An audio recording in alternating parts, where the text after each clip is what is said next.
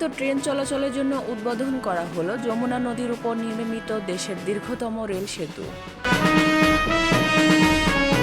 শেখ হাসিনা ও পরিবারের স্বার্থ সংশ্লিষ্ট ৩১ ব্যাংক হিসাবের ৩৯৪ কোটি টাকা ফ্রিজ। রাজনৈতিক দলগুলোর সাথে ঐক্যমত্য কমিশনের আলোচনা শুরু বৃহস্পতিবার। জনগণ নির্বাচনমুখী হলে কোনো ষড়যন্ত্রই সফল হবে না বলে মন্তব্য করেছেন খন্দকার মোশাররফ হোসেন।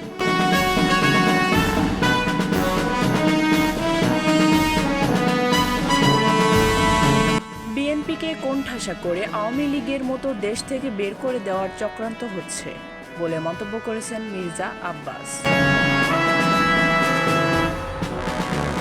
গুম তদন্ত কমিশনের মেয়াদ বাড়ল ৩০ জুন পর্যন্ত।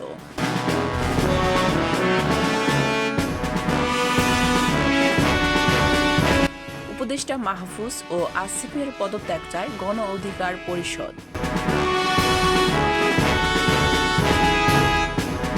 সাবেক প্রেস সচিব নাইমুল ইসলাম খান ও তার পরিবারের ১৬৩ ব্যাংক হিসাব অবরুদ্ধের আদেশ।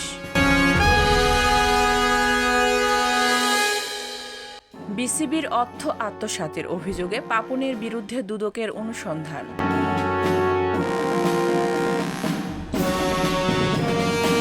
যায় যায় দিন পত্রিকা ডিক্লিয়ারেশন ফিরে পেলেন শফিক রেহমান।